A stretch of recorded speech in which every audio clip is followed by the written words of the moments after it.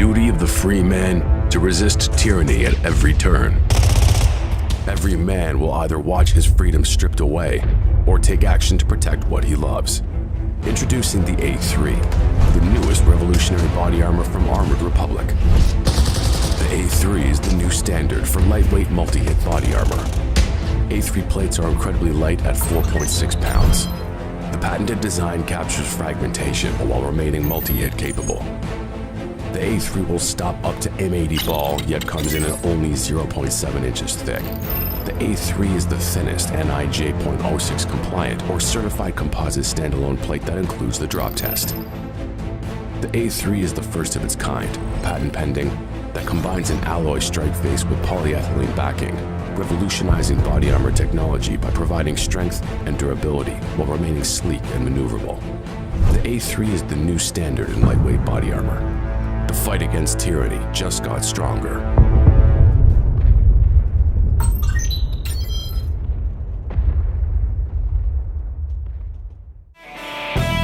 What do you get when Presbyterians and a Jew discuss Deuteronomy?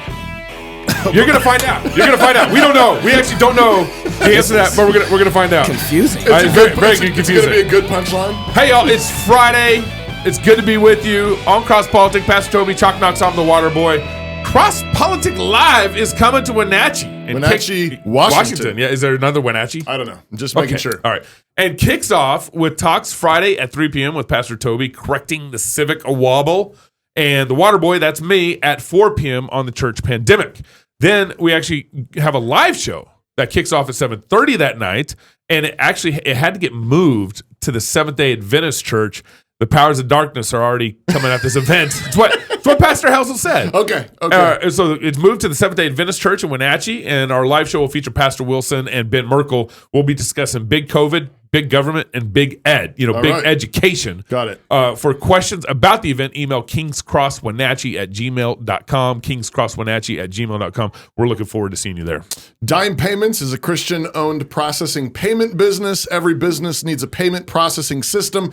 So go to dimepayments.com/FLF and sign your business up. Working with them supports us. They won't cancel you like Stripe canceled President Trump. They won't cancel you like MailChimp canceled the Babylon Bee. Or Chase canceled Kanye. Right? Check them out. At least have a phone call. Tell them CrossPolitics sent you. Go to dimepayments.com/FLF. We are very grateful to have with us right now on the line, Mr. Dennis Prager. He's a nationally syndicated radio talk show host and columnist.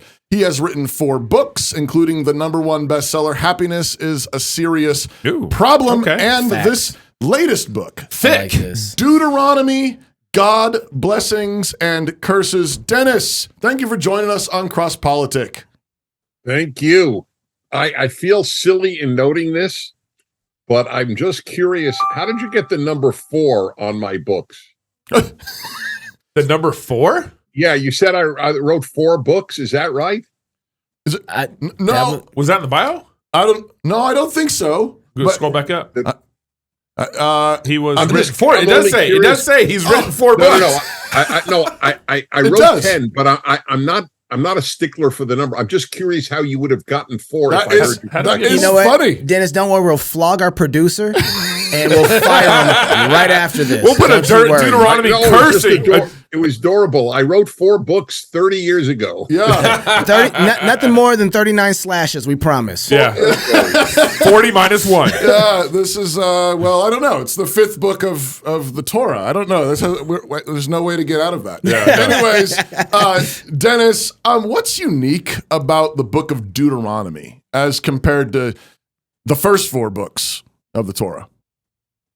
Well, I'll tell you something. I'll answer you directly, but I'll tell you 2 little facts that I am sorry to say I only learned recently. So the book had already been published. Mm-hmm. Number 1, an American university historian did a very thoroughgoing scientific study of what books the founders of the country cited the most, and secular or religious. Yeah. Number 2 was the French Enlightenment thinker Montesquieu, and number 1 was Deuteronomy. Boom. which is Interesting. fascinating unto Yeah. itself. Yeah. So now, from a religious perspective, Right. the book that Jesus cites the most It's Deuteronomy. Yep. is Psalms actually, Oh. but of the Torah, it's Deuteronomy. So that's Yep. second place to Psalms only. Okay. So it just shows you how incredibly important it is. It has the most laws. All the laws of the Hebrew Bible are in the Torah, the first 5 books, and that there are 613 to be precise. 240 are in Deuteronomy. Point number 3 or 4, whatever I'm up to. 4 books. Only 4. Only 4.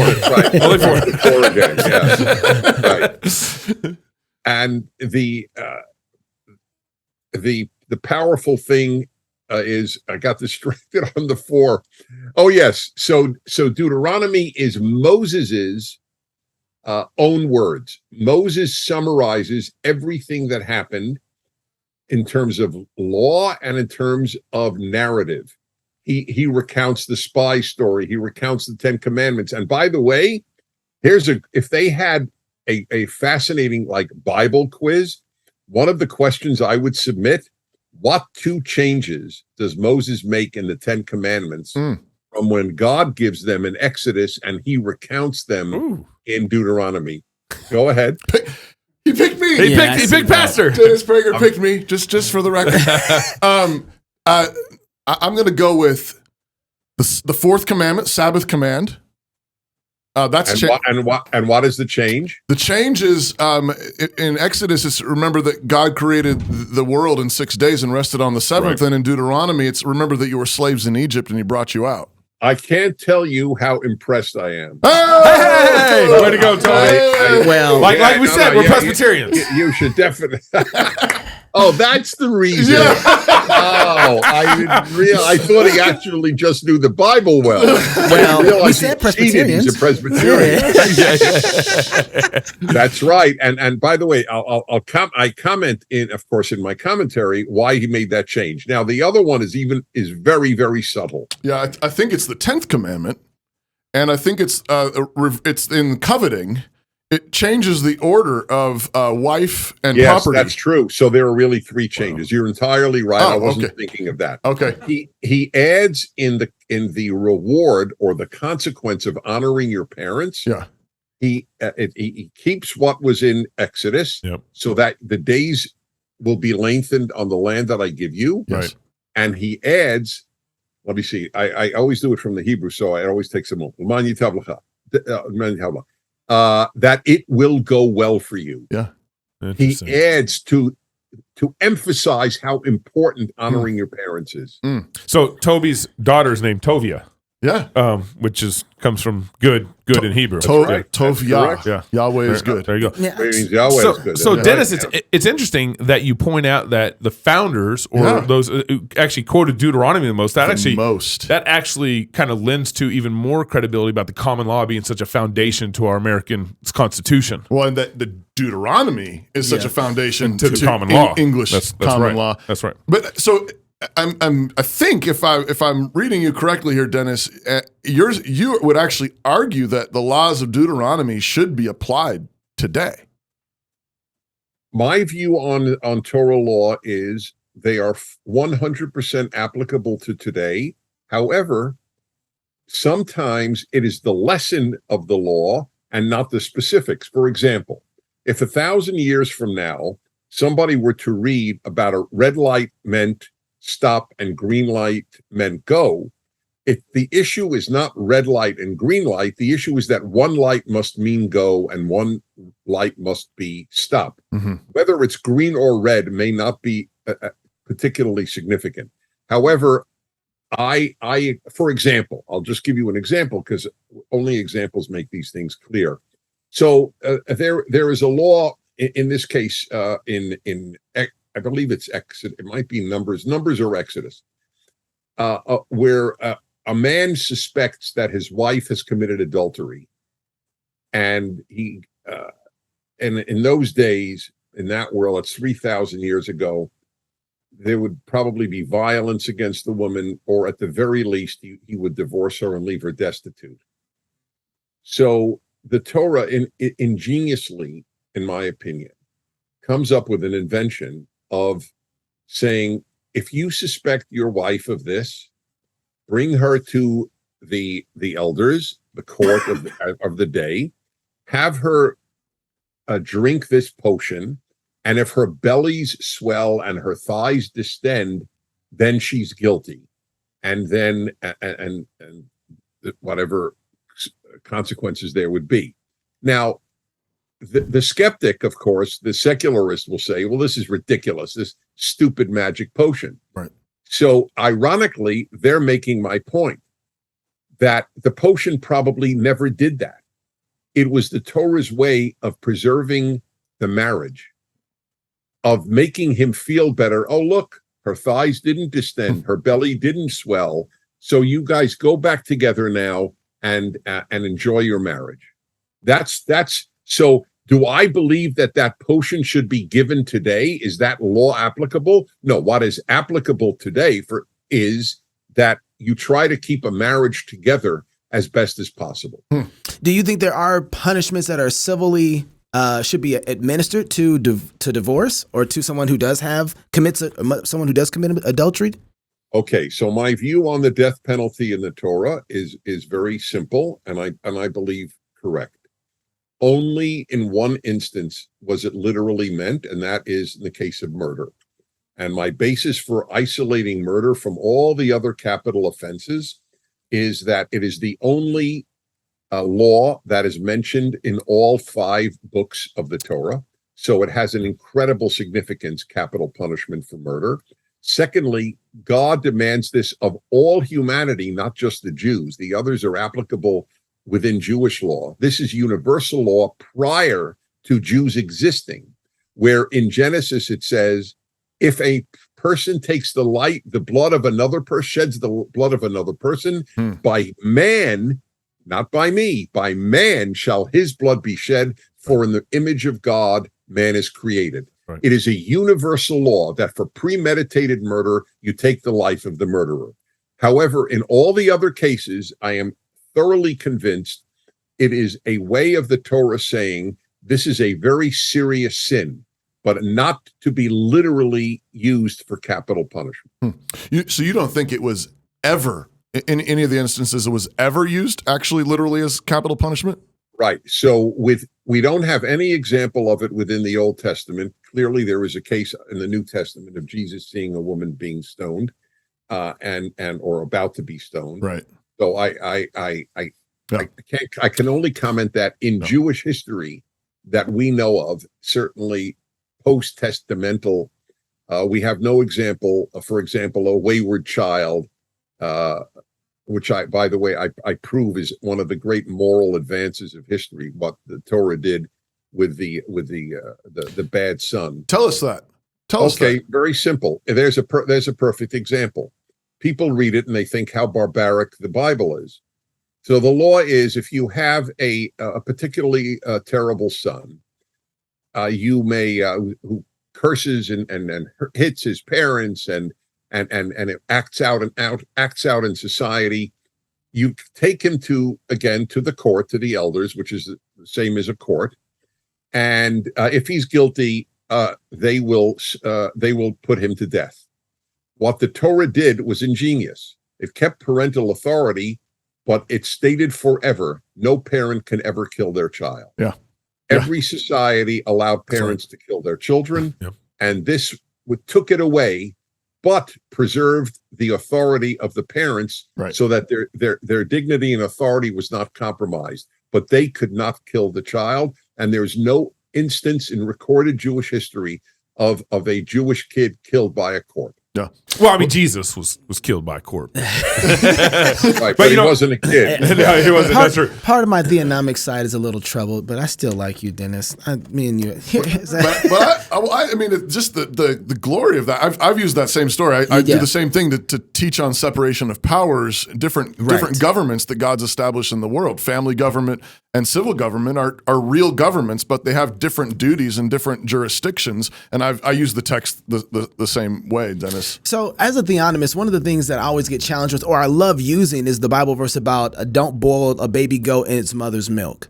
And I really do enjoy that. And actually, I was reading in your book, and would you kind of explain to everybody kind of the principle that's there inside of that Right. That law. So again, you guys really know your stuff. It's such a pleasure because I'm usually interviewed by people who can't spell Deuteronomy. Well, you didn't ask us to spell it. That's fair. By the way, that's not a knock on them. No, not at all. Just simply that they're secular or usually, or they just don't know. Anyway, you guys know it's a pleasure. So this you may not know. It is actually stated 3 times in the Torah that you cannot boil a baby goat in its mother's milk. Yeah. Which is astonishing because it's such an obscure law, and yet it be 3 times. Yeah. Nobody has figured out exactly what that means, but I will tell you in other words, what it refers to. It must have referred to a practice that existed, or maybe it didn't. My take, and I'm within, I think, the Jewish tradition in holding this, is that number one, there's a huge distinction in the Torah between life and death. Huge. The whole kosher process is about vegetarian and carnivorous animals. I could talk about that if you want later. But life and death are separate units. Milk is life, and of course, cooking or slaughter is death. You can't mix the two. Milk, again, the mother's milk is life. The baby is dead. You don't mix life and death. The Torah says that the Jewish priest, the Kohen, is not allowed to even visit a cemetery. They can never come in contact with the dead. I know of no religion in the world where the priests could not come in contact with the dead. And the high priest could not even come in contact with his own parents' death. He could not go to their own funeral. Right. It is the Torah's way of saying life is life and death is death. They two shall not be mixed. And so that is how I understand this law. It's symbolic rather than specific, in my opinion, and I have no problem with symbolic laws. There are many of them. For example, not to mix linen and wool. Yeah. Sounds bizarre, but again, the Torah is based, as the whole Judeo-Christian world is based, on distinctions. Man is not God, man is not woman, man is not an animal, and life is not death, and you shall not mix them as they did in ancient Egypt. And linen and wool, linen comes from plants, wool comes from animals. Again, I make distinctions. Here is a symbolic distinction. Yeah. The same with the goat in its mother's milk. You know, that's glorious. Actually, I just finished preaching, did a series at my local church here on the book of Leviticus. Yeah, you did. Which is, it's a new church, and I just thought since we're planting a new church, it's not a better way Let's to do start a church growth sermon series on Leviticus. Church growth sermon series on the book of Leviticus. Yeah. But when I was preaching through that text on the priests not being able to touch dead bodies, I mean, it's, the people were like, what are you going to do with this, Pastor? But of course, I mean, the glorious thing is that it's pointing to Jesus, who doesn't do any funerals. In the Gospels, if you notice, whenever Jesus... It's all weddings. No. Every time he comes across a funeral, he raises the dead. It's a resurrected, yeah. He never touches the dead body. Anytime time he touches the dead body, the dead rise. Amen, Dennis? But Well, what was that? I'm sorry. Amen. You're Okay. You're a very live wire. Stay away from him. You're not wrong. But when we talk, when you think about this, I immediately go to thinking about eugenics, Dennis. When you mention this principle of not using that which God has made to give life, to then take life, to destroy life, to sort of manipulate life and death and play with it in these ways. I start thinking about eugenics. I start thinking about that, and I'm thinking, how have we come full circle again, going from our founding fathers, the most cited book being Deuteronomy, and so much of American common law being based on Judeo-Christian biblical standards, and then having gone through the Second World War, and the Holocaust and that kind of eugenics to where we are today. How did we go full circle, Dennis? How have we ended up where we are today? Treating people and life and death like this is something that we can play God. We can remake, men into women, women into men. We can, create boutique babies. I mean, how did we get here? To me, the answer is very clear. When you abandon the Bible, you have done. First of all, you have abandoned it because you want to be God. Mm.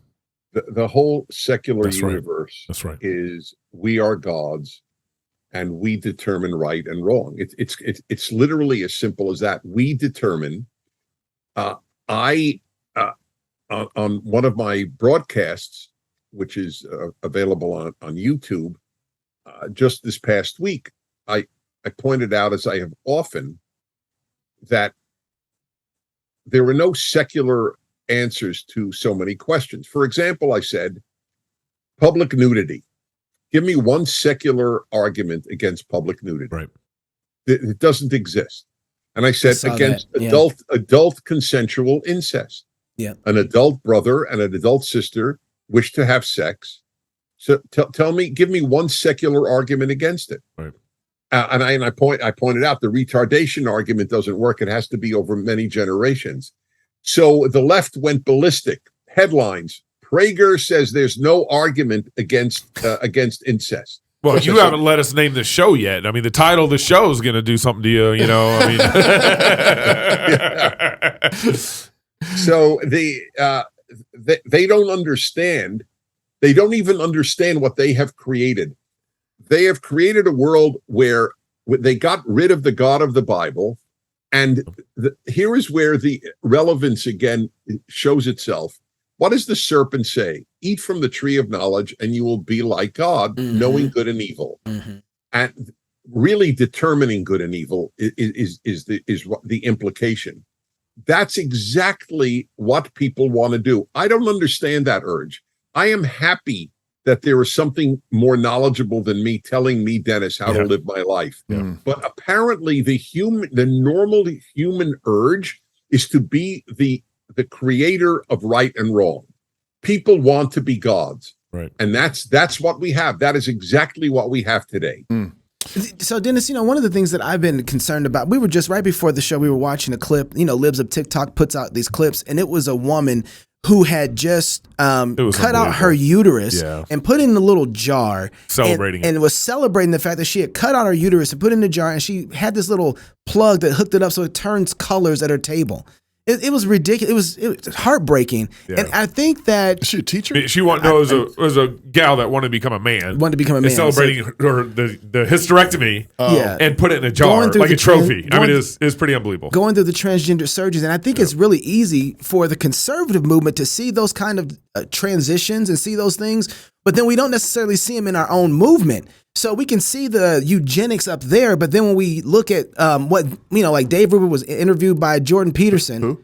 Dave Rubin was interviewed by Jordan Peterson, and when he was talking about how he was, having breast milk in the freezer and having selected and flipping through pages to see what girl he wanted to choose buy eggs from. To buy eggs from, and to also host the baby. Right. And so we saw that this natural need for a mother, the value of a mother, was kind of put aside, as if we can do that. And it was this kind of praise for eugenics is what it is. And it wasn't treated in the same way we look at like Libs of TikTok. Well, I think that they're different. I hear you on both. Look, I testified in Congress to keep marriage male-female. But I happen to know Dave Rubin and his partner very, very well. And Dave Rubin, by the way, is the first to say, and I'm quoting him to you, that the ideal is that a man marry a woman. He does not. I am much more worried about heterosexuals who deny the male-female ideal than I am of homosexuals who affirm the male-female ideal. What you affirm is ultimately the most important. So I have sympathy for these guys. I just need to say that. Yeah.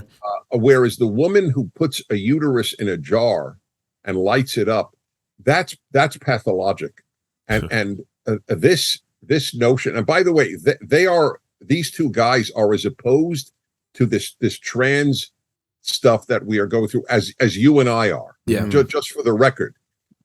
So anyway, I wanted to make that clear. But this notion that male and female are a matter of opinion, not fact. This is exactly what, again, back to the serpent.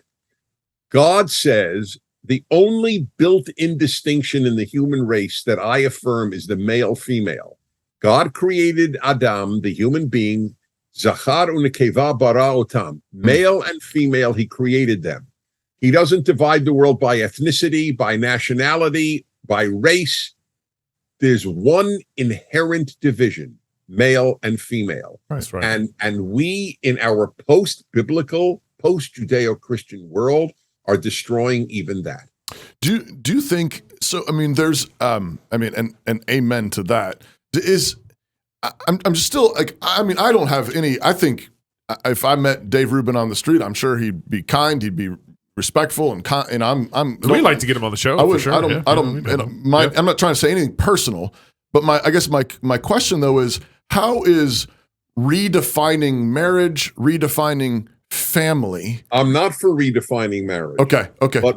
But I'm merely saying that I don't put them in the category of the woman celebrating the removal of her uterus.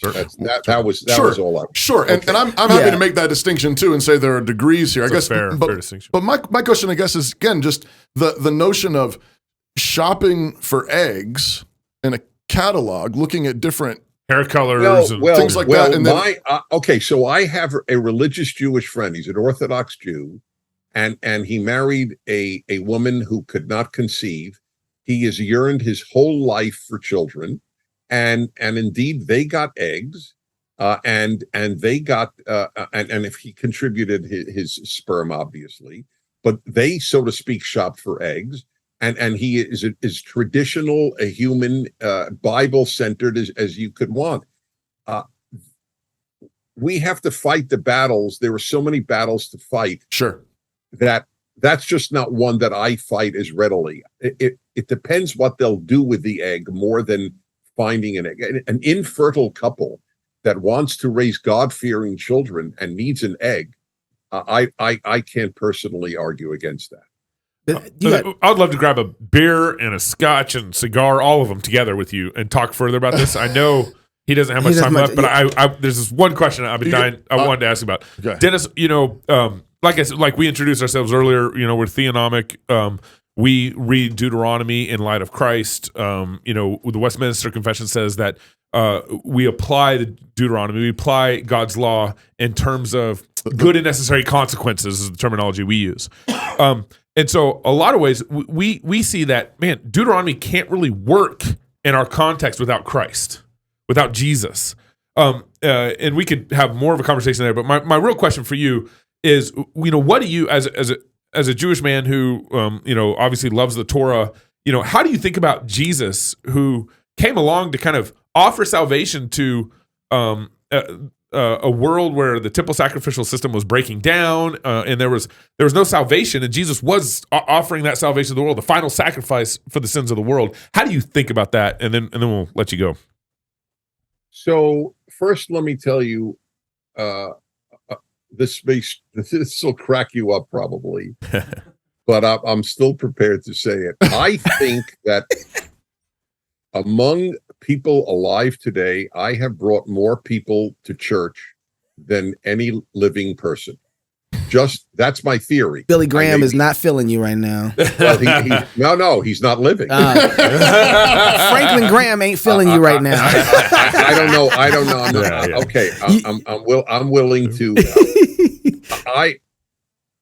I went to Czech Republic to give a lecture to Christians in their 20s. And a guy comes over and says in front of everybody, guy gets up, he says, I just want you to know, this is again the Czech Republic, okay? And the guy says in front of all of the audience, he says, "I just want you to know, Ben Shapiro brought me to conservatism, and you brought me to God." And of course, he's a committed Christian. Yeah. By the way, you like my response? I said, "I'm really touched. Just remind people it was 2 Jews who did that." We might be in a desperate situation, so that's really true. Great. Hey, Scotch and cigars on us when we meet. Okay, I would love to do that, actually. Yeah, I would love it as well. Dennis Prager, where can people find Deuteronomy, God, blessings, and curses at? Right. Of course, it's on Amazon. It's anywhere you get a book. I'll just say this to your viewers and listeners. There are 4,000 reviews of the Rational Bible, Genesis, and Exodus, many of them from Christians who said this strengthened their faith. Yeah. And that brings me great joy. Dennis, we appreciate you very much. We like the book. I like the book. I thought it was really appreciate very it. worth the read. As I was preaching through Leviticus, some of my favorite commentaries were from Jews, actually. Some of my favorite commentaries are from Christians. Why wouldn't it be? We both believe in the same book. Yep. Yes, we do. Hey, blessings to you, Dennis. Thank you. Keep up the good work. You Bye, guys Dennis. are a joy. Thank you. Thank you. Home, it's where you build your legacy, where traditions are started, seeds are planted, meals are shared, and stories are told. Home is where you prepare to go out into the world. Finding the home that's perfect for your family is a big job. Story Real Estate is Moscow's top real estate team. They give people real estate advice all over the country. Family homes, investments, land, new construction, or commercial. They know real estate. If you've thought about a move to Moscow or anywhere in the country, reach out to get connected with a Story Real Estate agent. Wherever you're going, they can help guide you home. Visit storyrealestate.com. I bet Dennis can find a home with Story. He can move out here to Moscow. I like that. We need to go. We need to go grab a scotch with him. Absolutely. Yeah. Hey, you ready for the weekly wrap up? Yes. So. Oh, do we got like music for this? I do. Should I wait for it? On Monday, we didn't do a show because we were recovering from our 2022 National Fight Laugh Feast Conference in Knoxville, Tennessee. Lies, propaganda, storytelling, and the serrated edge. I'm still recovering. There we go. Did we mention how great it was and how thankful we are? So we want to just throw out a few thanks. Gabe, our fearless water boy, did yeoman's work behind the scenes, and he's still alive. As I'm still recovering. Did his small army of helpers, particularly Anna, as well as his mom, Miss Penny. That's right. And many others. There was a large team of local volunteers that helped with security and crowd control. And some churches stepped up. Manning registration. There were many enthusiastic vendors and booths and podcasts. And thanks to Garrison for coordinating that. Thank you, Thanks Garrison. to our boy Adrian and his camera crew, along with our producer Neil, who's still single, Haley. making all the sound and video tech run seamlessly and capturing all the recordings. And Haley and Alex. That's right. They were selling the merch. Huge thanks to the speakers who brought the fire. Pastor Doug Wilson, Jared Longshore, Ben Merkel, George Gilder, for Mrs. Nancy Wilson and Mrs. Becca Merkel for jumping that was good stuff, man. with their husbands that was good stuff. for that roundtable discussion with Chocolate Knox about the power of stories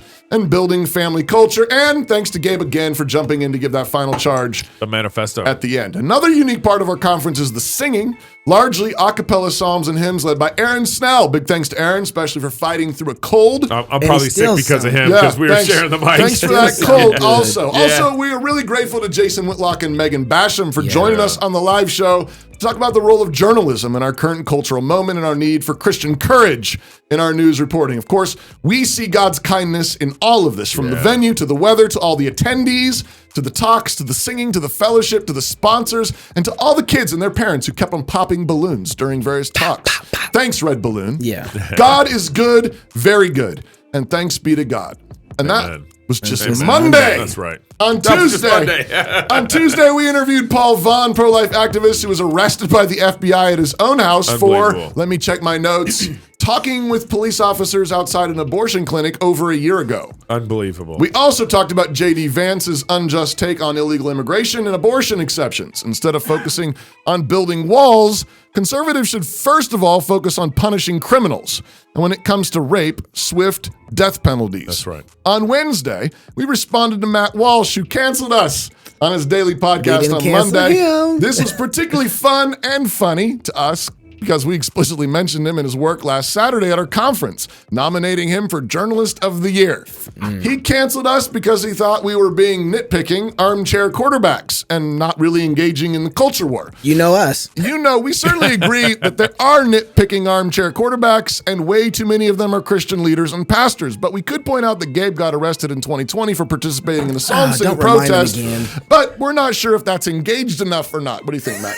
Regardless, we still awarded Matt the Journalist of the Year award for his work on What is a Woman? Although we do think he should watch Canon Press's Even Exile for a few pointers. Yep. We also think his work on exposing Vanderbilt's tranny butchery was fabulous. Yep. And we would love to buy him a scotch sometime to explain how his boss's use of mammary glands in his razor ad is only one tick to the right of what Vanderbilt is doing to the mammary glands of young girls.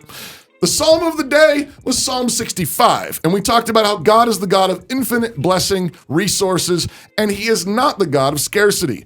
So there's no room for envy or covetousness anywhere. No vain rivalry, no fleshly rivalry. Yesterday, Jason Bluto was in the studio talking with us about the feminization of the military, and that was right after we talked about the feminization of our judicial system that gave the Parkland shooter a life sentence instead of sending him directly to his creator for justice, which incidentally would be the most loving thing to do. There's nothing like a death sentence to concentrate the mind about eternity, God, and justice. That's right. The wrap-up is simply this. We are extremely grateful. Grateful for the conference, grateful for Matt's funny charges, grateful to live in this moment, grateful to serve a God of abundance, and grateful that he is sovereign over all things. Not one FBI agent is out of his sight. Not one politician is on the loose, and not one false charge flies into the air apart from the will of our Heavenly Father. This makes us happy. This makes us bold. This makes us courageous. We have our work cut out for us, but Jesus is King. Amen. And all is well in the world. To the King. To the King. Here. You got coffee. I don't know what to do with that. And cheers to Dennis Prager. Yeah, for real. So if you're single, get married. If you're married, have kids. And if you have kids, go baptize them. Until Monday, love God with all your heart, soul, mind, and strength. Love the neighbor as yourself. Go fight, laugh, and feast. This is CrossPolitic. Home. It's where you build your legacy, where traditions are started, seeds are planted, meals are shared, and stories are told. We are Chris and Natalie Carpenter, owners of Story Real Estate, and our team of top agents helps people find homes in Moscow, Idaho, and around the country. Have you thought about a move? Contact us to get connected with a top agent who shares your values and puts your family first. Or reach out to us about our Moscow relocation guide. Wherever you're looking to go, we can help you find home. Call us at Story Real Estate or visit us at storyrealestate.com and start building your legacy. Hi, I'm Robert Borton, CEO of Classical Conversations, the world's largest classical Christian homeschooling community. I'm launching a new podcast, Refining Rhetoric. If you like cross politics or just listen to hear what crazy stuff they're saying today, you will enjoy Refining Rhetoric. You can find us on your favorite podcast platform. I practice the 15 tools of learning by interviewing great guests, looking at current events, and talking about cryptocurrency.